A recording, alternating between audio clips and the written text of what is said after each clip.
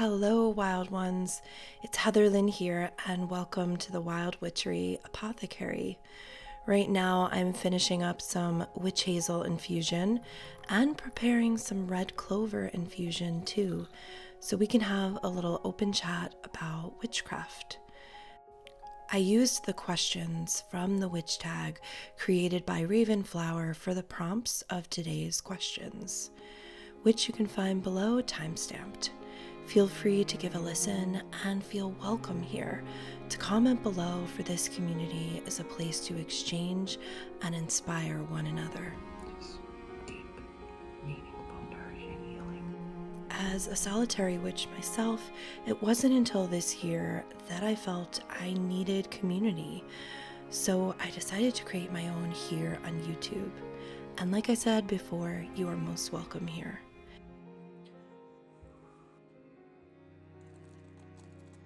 Oh, I like this. This is my cup of tea. I'm drinking just straight red clover. It's an infusion and it's pretty delicious with honey. First question is, do you believe in New Year's resolutions? And it's a little late for that kind of question probably, because we're like entering April here. Like the idea, I love manifestation. I work with plants. It's all about revival and death, birth, life, death, the cycle of life. I myself love the concept of a vision journal. It's a place where I can just dream and write all of my ideas down and kind of do that all through the year. When you create in small little bites through a long period of time, you're more successful. So the question is, what is your favorite color and what is the magical meaning that it holds, or does it hold any magic? I think that color is very important in magic. I think that how something looks, color included, also activates how you feel about something, and then how you feel about something then goes into spell work. It's very, very scientifically proven that all of the manifestation that we're doing has some sort of component of connection to the thought, the brain, the thought process, the belief system. So I very much tap into and utilize color in my magic because it does change my mood, and mood then goes right into spell work. What is your least favorite part of your craft? I suppose maybe when a spell just doesn't work out the way that I thought it would, or I'm gonna go in a different direction with this question and say that the least favorite time in my magical life has been the years that I kind of put being a witch on the shelf, almost ignoring it because I didn't feel accepted in the witch community really early on in my craft. And then I kind of got over it and I was like, I'm just gonna do my own thing. And I'm really glad that I did that. And you'll probably hear me talk about this often because it's a very interesting thing, because I'm such an Aquarius and I'm such a free thinker and I'm such a march to the beat of my own drum kind of person. And yet during my, early 20s, I really let other people and other people's influence kind of determine how I felt in public as a witch, or how I felt in the witch community. And I kind of decided to withdraw and become a solitary witch and not share my magic, really. It was kind of a really sad time of my life in that way, because when I look back, my magic is beautiful, and I think it should have been shared at that time. But here I am now, and I'm sharing it openly. I'm sure everything I'm doing is probably making up for it. And also, I just wanted to say thank you so much for being here on my channel and supporting my work and supporting the messages that I have to say. And I hope that if you connect to any of that you'll share with me in the comments, because I love hearing from our little wild witch community that I'm growing right now with you. Does anybody else talk to their plants as much as me? And I'm really just proud of all unique and free-thinking witches. There is actually a question on here about kind of what I'm talking about. So I guess I'm gonna skip to that. And it says, what is missing in our witch community? I myself and many others, I think, are trying to get this message out that what's missing in our witch community is acceptance. And I just like to, I feel like I'm doing ASMR. I actually love ASMR so much. And I'll probably mention it again in this video. Do you use alcohol, mind-altering substances for meditation or divination? I'm an herbalist witch. and I love using herbs to change my mood. I have taken magic mushrooms in the past.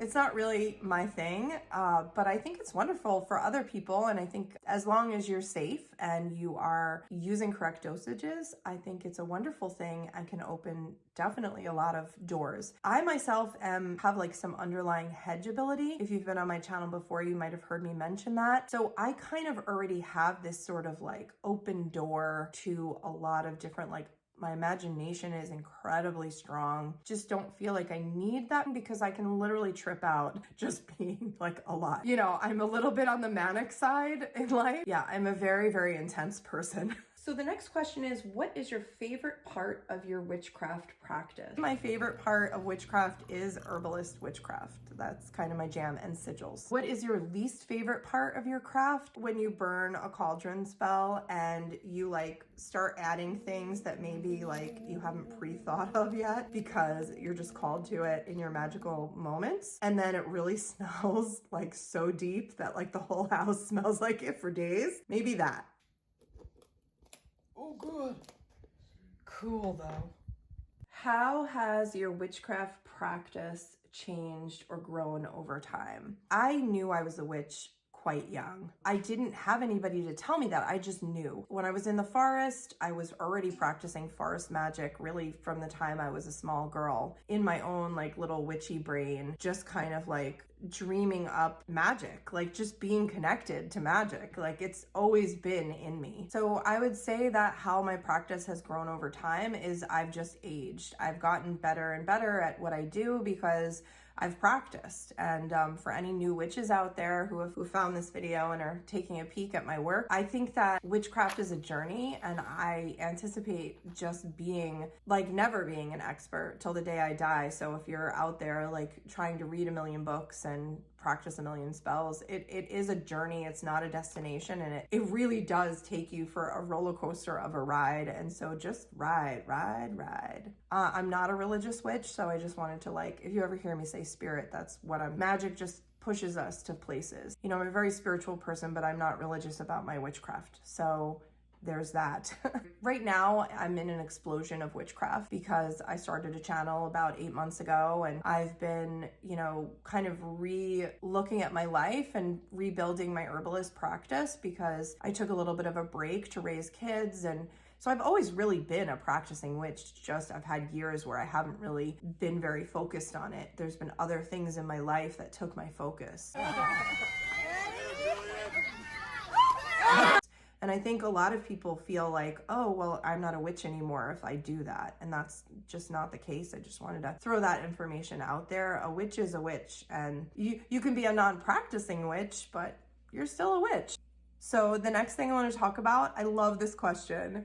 So it's name some witchy shows or movies that have inspired you. The movie Rowan Ninish, and there was also a spin-off of Rowan Ninish about a magical woman that came from the sea, and I will link that down below. Rowan Ninish is about silkies. I also really loved when I was raising my boys when they were little, we loved Kiki's Delivery Service, which is a cartoon, it is a movie, and it is Japanese anime. As a child, The Dark Crystal, as well as The Labyrinth. Do you have a familiar?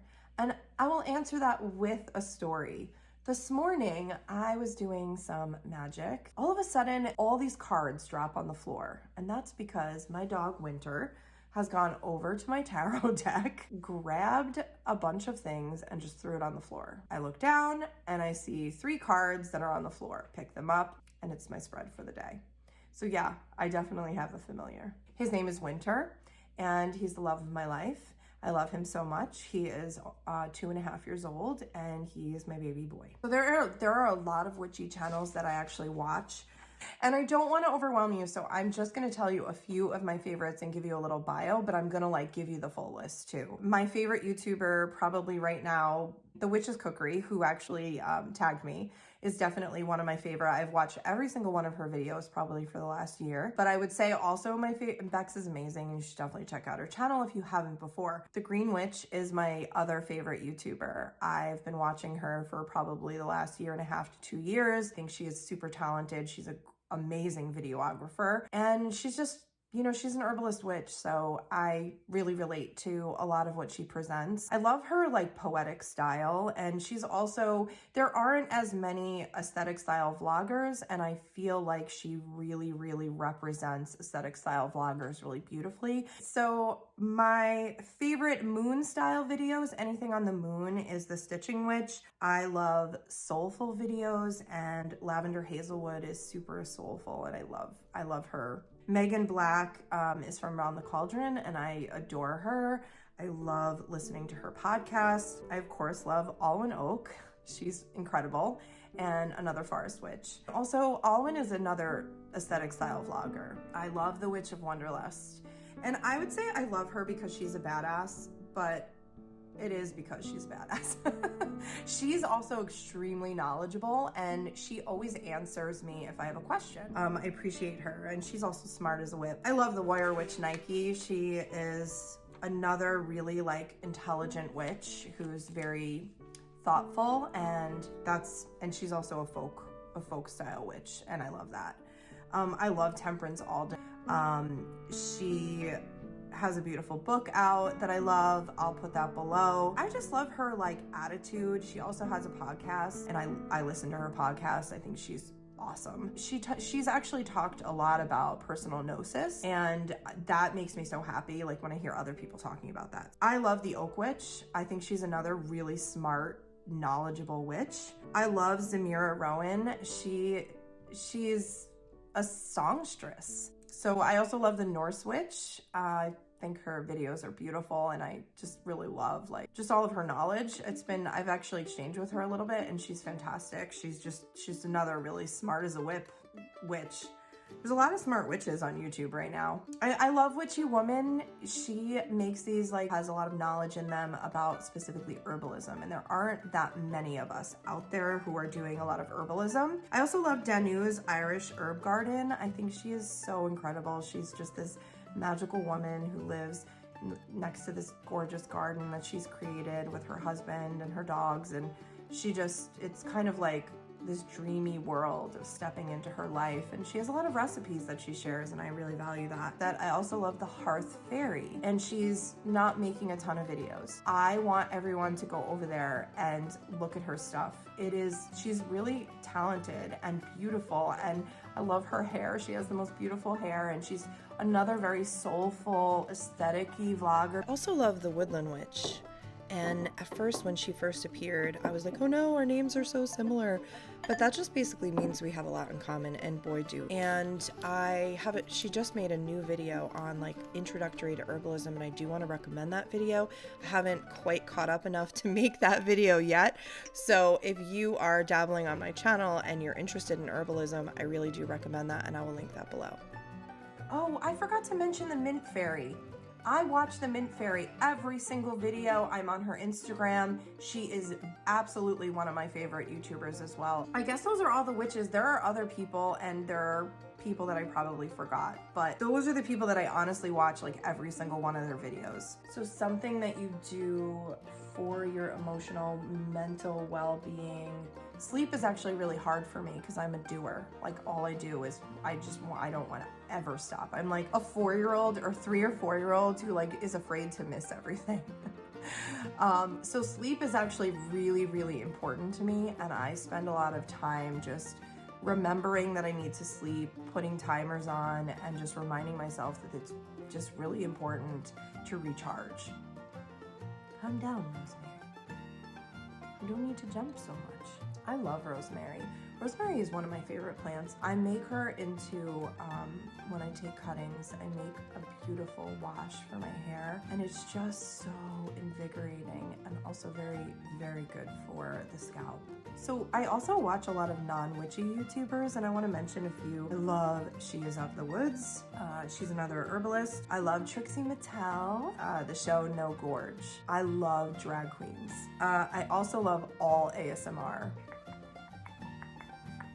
My favorite ASMR artists are Latte, and I also love Josie B ASMR, and my favorite video that she ever made is the video called Mushroom Decompose You, and I'll link that below. it's kind of an obsession of mine. When you look at how many people have watched it, half of that is me. A blessing in disguise would probably be me finding Bex's channel by searching for slow living YouTubers. She had made a video a long time ago on different slow living YouTubers that she had mentioned. And then I like reached out to her. I remember I was like on the line to vote for the president and I was on this line in America, literally on it for like 2 hours waiting to vote. And I watched my very first Bex video from the Witch's Cookery, and I was like, oh, I fell in love with her work. And her channel is what made me realize that I need to switch over from slow living, kind of like opened up that destiny for me. I, was really very much hiding parts of my life, my witchy life, because I was attempting to be a slow living YouTuber and I really just wasn't able to be myself. Today I feel just like a magical being and a witch, a magical witch flying around the world, just kind of doing my thing. And through finding Bex, that's what kind of like awoken in me, like I need to be more like wholesome in myself and like share who I really, really am. Yeah, I took it from there. So Witchtok, Witchtube, Facebook or Instagram. I despise Facebook, but funny enough, Facebook owns Instagram and I just love Instagram. And it's really been an amazing part of my journey, just connecting to other people. And I've actually made a lot of friends through Instagram and send people packages and they send me packages back. And it's like this whole like exchange. And I feel like I'm part of an actual community. And it's kind of been the beginning of the wild community, like growing. Yeah, wild ones. You know who you are. So how much space do you need for your witchcraft supplies? And I need a lot of space because I'm a YouTuber. So I have a full table, which is like where I'm filming. And then no matter what I do, I cannot keep my kitchen table from not being some sort of witchcraft herbalist space. But I also have another space over in front of my window. And then I have like 2 big shelves and another big shelf for my apothecary. So I have a lot of, my stuff is everywhere, but it's very organized. So how many altars do you have in your home? I have 1 altar that I created in my whole entire life. Everyone's like, you're not a witch. I'm not really an altar person. I feel like every space is sacred. I will link up where I show my winter altar. I'm not an altar person. I'm a forest witch. My stuff is everywhere. It's in my bathroom. It's in a very organized, aesthetically pleasing way. What is your favorite pagan holiday? My favorite pagan holiday by far is May Day, because we are coming out of the winter. Well, I haven't celebrated the last few years at the Fairy Festival at Spoutwood Farm in Pennsylvania, but I have such good memories of just raising my kids and the land and connecting to the land and the forest and dressing up as the Fae people and just, listening to Fawn, which if you're on my Instagram, you're like, stop with the Fawn, Heather. So tarot card, oracle card, runes, or pendulum, all would be the answer to that. And I actually have a video that I recently just did on divination tools. If you want to see that, I will post that up above. I would say I am the most comfortable with runes. In or out of the broom closet? I have been out of the broom closet forever.